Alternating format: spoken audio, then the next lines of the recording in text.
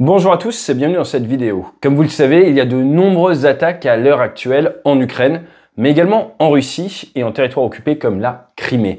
Dans cette vidéo, nous allons nous focaliser sur l'attaque qui a eu lieu sur un des plus gros barrages, si ce n'est le plus gros barrage d'Ukraine. C'était le week-end dernier et c'est très intéressant d'essayer de comprendre pourquoi ce type d'attaque, avec quel type d'armement, et est-ce qu'il faut s'attendre à voir cela continuer ou s'arrêter dans les prochains mois. Allez, n'hésitez pas à vous abonner, on va sortir 3 vidéos par semaine dans les prochains temps tant qu'il y a énormément d'actualités. Nous avons des reportages Aviation Legacy, nous avons des incidents et des accidents aériens également qui sont en montage, qui sont prêts pour certains, mais il y a tellement d'actu en ce moment que nous privilégions l'actu. Dans tous les cas, on vous fait régulièrement voter dans l'onglet communauté et comme ça, on définit les priorités en termes de sortie de vidéos, fonction de votre choix. Nous essayons de faire la chaîne la plus démocratique possible, car il faut bien le dire, c'est dans notre ADN. Allez, jingle. Un petit mot de notre sponsor du jour qui n'est autre que nous-mêmes. On va vous expliquer le concept de nos workshops en entreprise.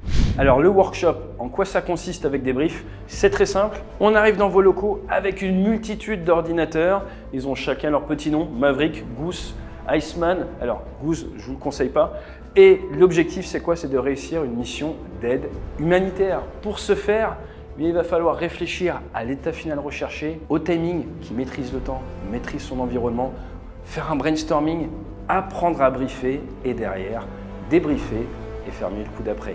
Ensuite, l'objectif, c'est de prendre cette méthodologie et de l'adapter à votre industrie et faire de vous et de vos collègues de meilleurs professionnels grâce aux méthodes issues de l'aérien. Fly safe. Alors que le printemps vient d'arriver en Ukraine, vous avez eu, il y a quelques jours, une attaque avec 88 missiles et 63 drones dans la région de Kharkiv, de Zaporizhzhia et de Dnipro-Kursk. D'après les Ukrainiens, 55 des 63 drones ont été interceptés et 37 missiles sur 55 ont été abattus. Des images sont sorties où nous voyons clairement des missiles de croisière taper aux alentours du barrage sur le Dniepr et juste avant, larguer des leurs. Tout ça a lieu alors que les Ukrainiens attaquent la Russie dans la profondeur et sont dans une sorte de campagne depuis maintenant plusieurs semaines pour taper les centres de raffinerie, ce qui d'ailleurs a fait réagir le président américain Joe Biden, car cela risque d'avoir un impact sur le cours du pétrole. Il y a de nombreux armements qui sont utilisés à l'heure actuelle sur le champ de bataille en Ukraine. Si on veut partir du plus bas vers le plus haut, en se focalisant sur la troisième dimension, j'ai envie de dire le plus bas et la grande nouveauté, même si ce n'est pas vraiment une nouveauté, on a eu par exemple en France des blessés à cause de ça,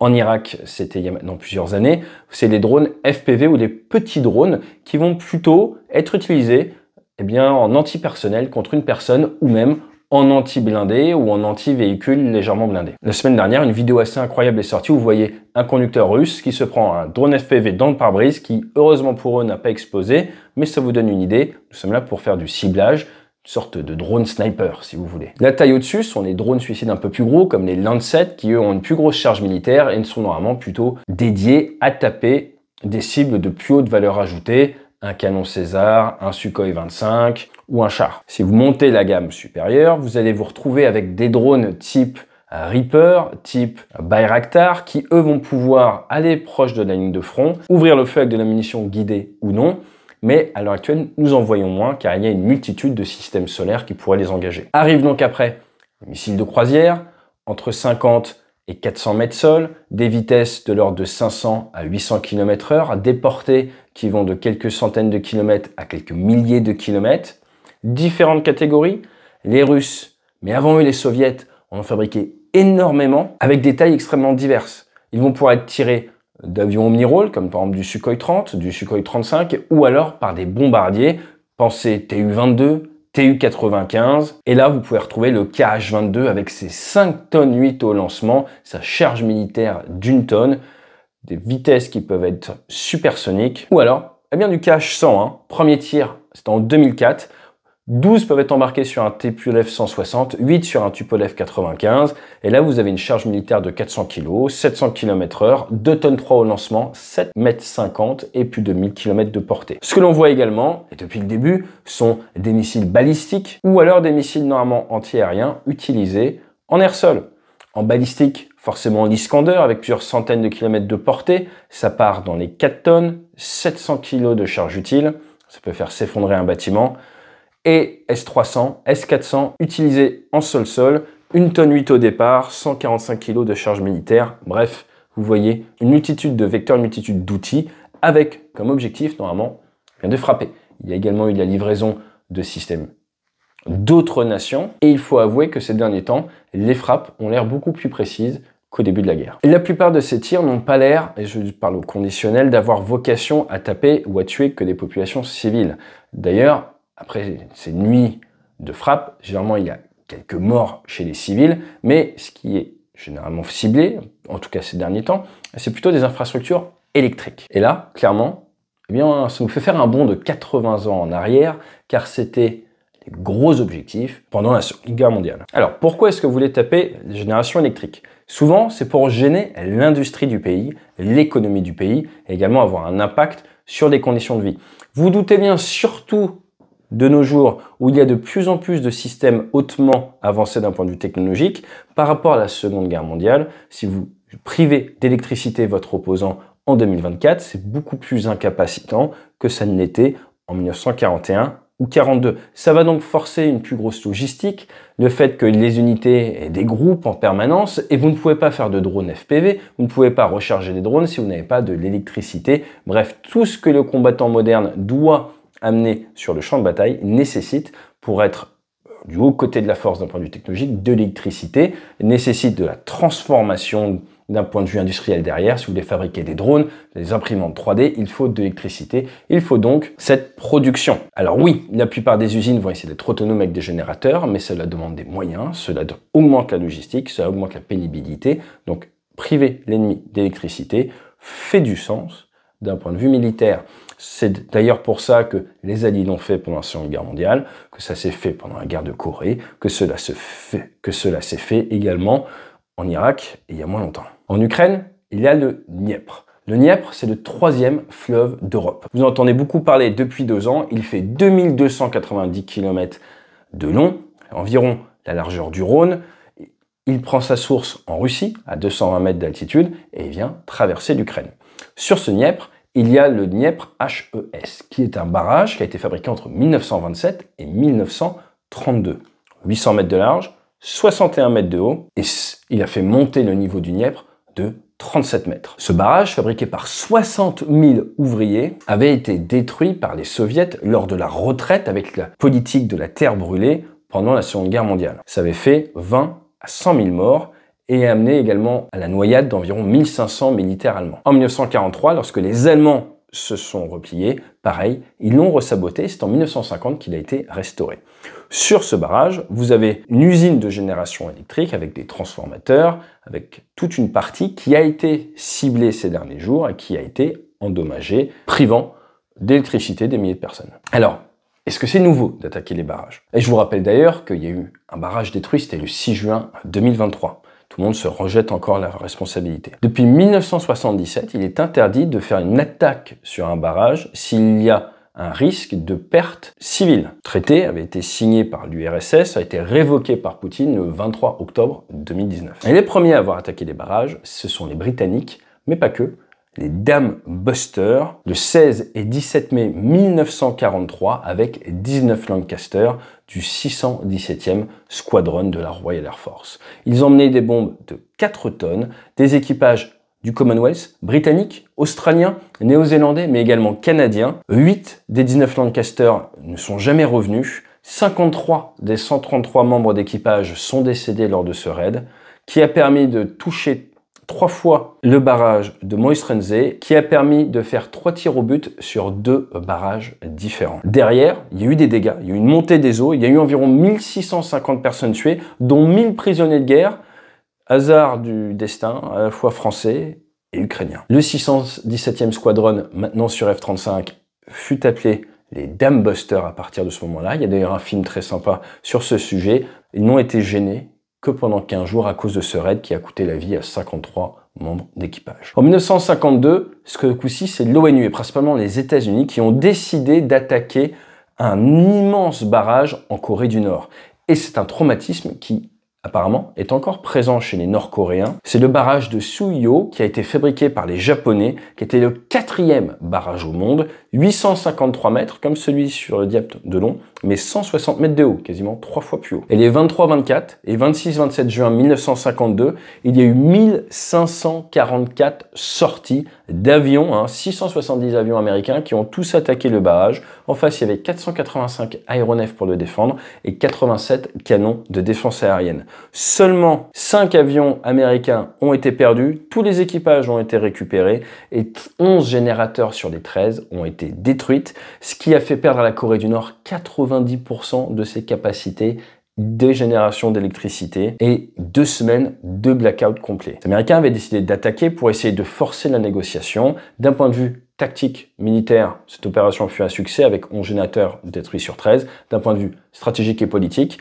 n'a pas fonctionné. La guerre a encore duré 1 an. Donc comme vous pouvez le voir, attaquer un barrage, la génération électrique va vous donner, si on regarde l'histoire, 15 jours de réduction de capacité de production chez l'adversaire, va le gêner, va le désorganiser un petit peu, mais ne va pas du tout faire évoluer le cours de la guerre. Alors, mes 2 cents sur le sujet.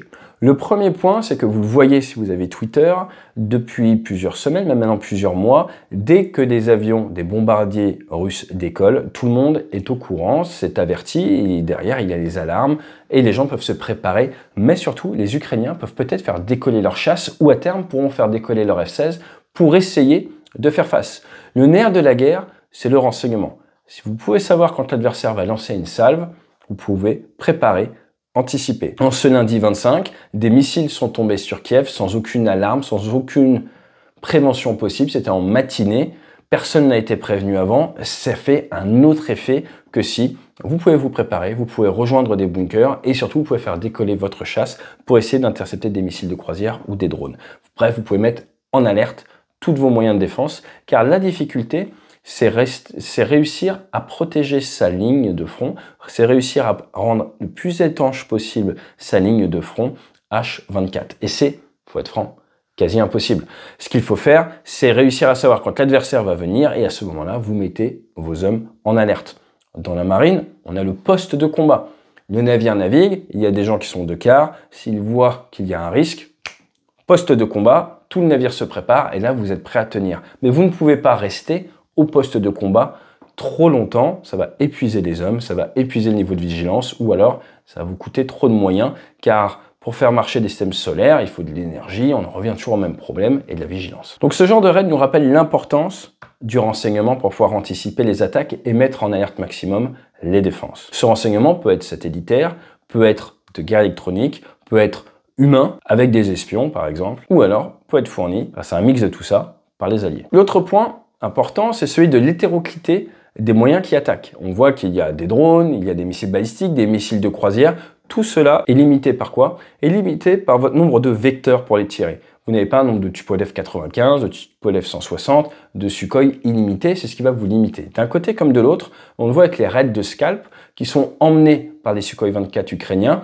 Si vous aviez 100 Sukhoi 24, vous pourrez faire une grosse attaque très saturante, avoir un énorme effet. Mais à l'heure actuelle, ce qui limite, c'est le nombre de vecteurs pour pouvoir saturer à un moment l'adversaire. L'autre point intéressant, c'est celui de la publication de ces vidéos et ensuite derrière des constantes déclarations des Ukrainiens dans la presse, des fois photos à l'appui, qui offrent tout simplement du BDA, du Battle Knowledge Assessment, du débriefing, du renseignement direct aux Russes, qui leur permet d'affiner leur ciblage. Donc je ne me l'explique pas. Pourquoi donner autant d'informations?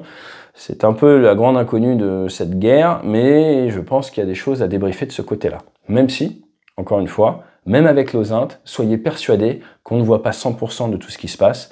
80 peut-être me paraît être un peu plus juste, 80%. Le dernier petit point est un peu plus une ouverture, on va dire, philosophique, c'est par rapport à la Convention de Genève. La Convention de Genève, elle est très claire sur le fait qu'il est interdit de tuer un soldat qui a lâché ses armes ou est tombé. Il est interdit de le tuer, de le maltraiter ou de lui nuire de quelque manière que ce soit. L'abandon de toute agressivité doit suspendre l'agression. On a commencé la vidéo en parlant des drones FPV. À l'heure actuelle, on voit une multiplication d'images qui sont partagées et de frappes qui sont réalisées depuis des drones FPV qui vont larguer des petites munitions ou qui vont venir targeter, qui vont venir cibler des hommes sur la ligne de front ou un petit peu en profondeur.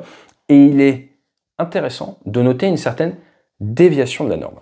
La déviation de la norme, c'est quoi? C'est quand il y a une norme, il y a par exemple la Convention de Genève, et que petit à petit, on commence à ne plus s'y aligner, ne plus la respecter. À quoi je pense? Je pense à toutes ces images qui sont partagées de combattants, d'un côté comme de l'autre, blessés, qui se font achever par des drones ou des frappes de drones. Je voudrais juste profiter de cette vidéo pour vous rappeler que c'est contraire à la Convention de Genève et que ce n'est pas parce que votre adversaire ne la respecte pas que vous ne pouvez pas ou vous ne devez pas la respecter. J'ai personnellement servi la France en situation de combat également. Nous respections la Convention de Genève et croyez-moi, par moment, ça veut dire attendre qu'un combattant adverse blessé décède avant de pouvoir terminer la mission si celle-ci consistait par exemple à détruire un gros véhicule. Ça peut paraître absurde, mais plus l'être humain s'enfonce dans la barbarie, plus il faut se forcer à appliquer ces textes, ces principes, même si c'est compliqué, car c'est ce qui vous permet de vous coucher le soir en sachant que vous êtes du côté des civilisés de l'histoire. L'armée française est très claire sur ses valeurs, les autres armées occidentales également, même si vous en avez sûrement entendu parler, il y a eu par moments des déviations par rapport à la norme, mais toujours l'encadrement, et c'est le devoir des officiers, à corriger le tir, à raligner les troupes, et c'est un travail qui doit être fait de manière quasi journalière si vous voulez éviter les déviations. Dans tous les cas, ce n'est pas avec quelques missiles que vous allez détruire un barrage. Heureusement, ce sont des cibles extrêmement complexes à détruire. Certains ont même été réfléchis pour pouvoir être fragilisés en cas de retraite. C'est notamment le cas dans certains pays comme en Allemagne, où vous avez des ouvrages d'art qui ont été réfléchis pour pouvoir être détruits. Si vous entendez parler de frappes sur un barrage, c'est probablement normalement des frappes qui visent, comme l'ONU l'avait fait en son temps, les génératrices. Et si le courant est coupé, eh bien c'est que la précision de l'armement qui a tapé n'est pas si mauvaise que ça. Je vous dis à très bientôt sur la chaîne et fly safe. Nous vivons dans un monde qui a des murs, et ces murs doivent être gardés par des hommes en armes. Vous avez le luxe d'ignorer ce que moi je sais trop bien, et mon existence bien que grotesque et incompréhensible pour vous, sauve des vies. Vous ne voulez pas la vérité parce qu'au tréfonds de votre vie frileuse de tout petit bourgeois, vous me voulez sur ce mur. Vous avez besoin de moi sur ce mur. Je n'ai ni le temps ni le désir de m'expliquer devant un homme qui peut se lever et dormir sous la couverture d'une liberté que moi je protège et qui critiquera après coup ma façon de la protéger.